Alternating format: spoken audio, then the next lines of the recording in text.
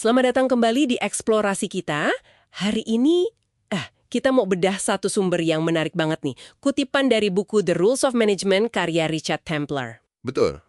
Misi kita kali ini ya, menyaring beberapa aturan kunci yang mungkin agak mengejutkan juga ya buat sukses jadi manajer.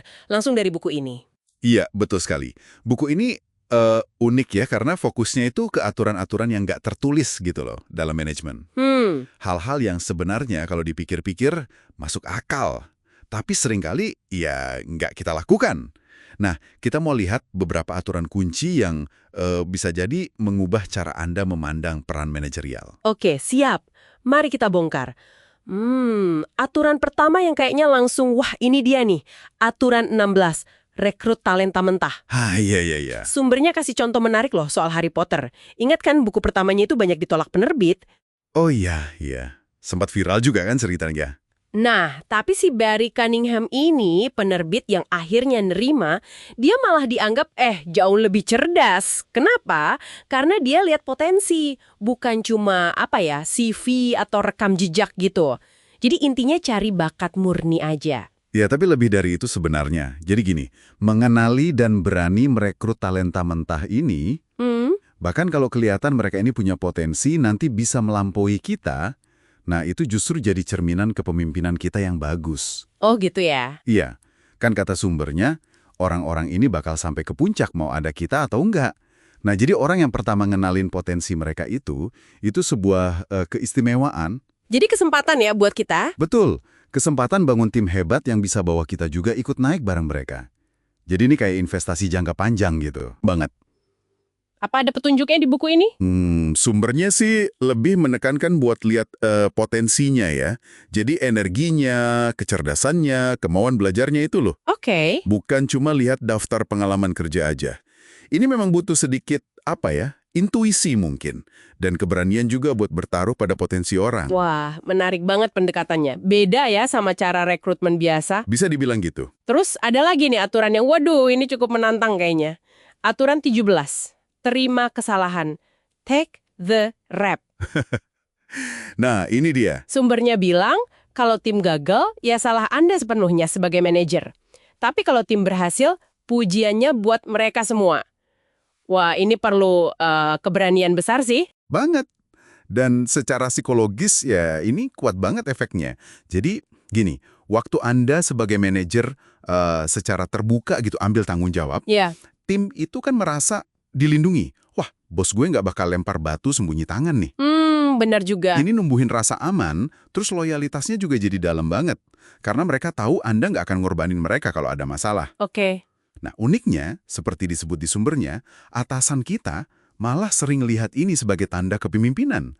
Potensi jadi pemimpin masa depan, bukan dianggap lemah atau gagal. Oh, jadi justru positif ya dampaknya ke atas? Iya, justru itu. Paradoks kan? Nah, ini nyambung juga ke aturan 18. Kasih pujian yang tulus kalau tim memang pantas dapat. Jangan ditahan-tahan. Jadi akuntabilitas penuh pas gagal, tapi rendah hati pas sukses. Ini kayaknya fondasi kepercayaan tim yang kuat banget ya. Tepat sekali. Ngomong-ngomong soal bagaimana kita dilihat, ini kan juga nyambung ke tujuan pribadi kita ya. Gimana kita mengelolanya. Betul. Dan soal menjaga integritas sambil mengelola ekspektasi itu, nah ini bawa kita ke aturan 48, miliki rencana permainan tapi rahasiakan. Menarik. Rahasiakan. Iya. Sumbernya bilang, bagus kok punya tujuan jangka pendek atau panjang pribadi. Tapi nggak perlu selalu diumbar ke semua orang. Kenapa gitu? Ini bukan soal nggak jujur ya. Tapi lebih ke mungkin melindungi aspirasi kita sendiri. Dan juga menjaga citra profesional yang stabil. Apalagi kalau mungkin rencana pribadi kita agak beda dari jalur karir yang katakanlah diharapkan orang lain atau perusahaan buat kita. Oke. Jadi lebih strategis gitu ya dalam mengelola informasi soal tujuan kita. Bisa dibilang gitu. Nah, ada contoh lain nih yang rasanya agak kontraintuitif ya. Aturan 75. Pulanglah. Iya, ini sering bikin orang kaget. Sumber ini cerita soal manajer namanya Bob. Dia ini kelihatannya santai banget, nggak pernah lembur, tapi dihormati dan promosinya lancar. Timnya juga loyal dan produktif. Kok bisa ya?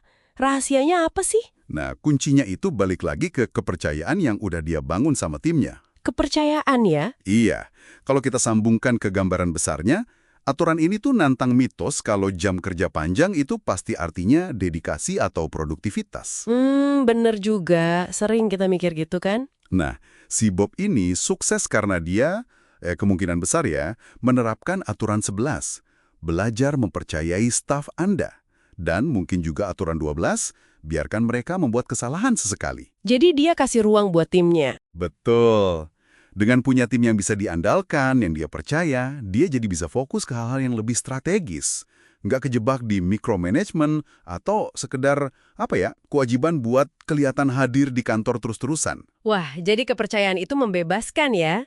Buat manajernya dan buat timnya juga. Tepat, memberdayakan timnya juga. Oke, jadi kalau kita rangkum nih dari penelusuran singkat kita di The Rules of Management ini, ada beberapa ide kunci ya yang muncul. Pertama, fokus ke potensi pas rekrut orang baru. Ya? Kedua, berani ambil tanggung jawab penuh kalau ada gagal, tapi kasih kredit sepenuhnya ke tim kalau sukses. Betul? Terus, kelola aspirasi pribadi kita secara strategis, nggak perlu diumbar semua.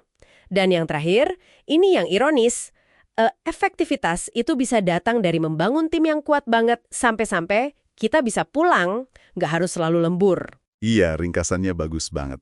Tentu saja masih banyak aturan lain ya di buku ini yang nggak sempat kita bahas. Pasti. Tapi mungkin satu hal penting nih buat Anda renungkan setelah ini. Apa tuh? Dari semua aturan tak tertulis dalam manajemen ini, ya, baik yang tadi kita bahas atau yang lain, aturan mana sih yang paling sering Anda mungkin abaikan atau yang paling susah gitu buat Anda terapkan secara konsisten sehari-hari? Mana yang paling menantang buat gaya kepemimpinan Anda pribadi? Wah, pertanyaan yang bagus banget buat refleksi pribadi ya. Iya. Oke, sampai jumpa di penelusuran kita berikutnya.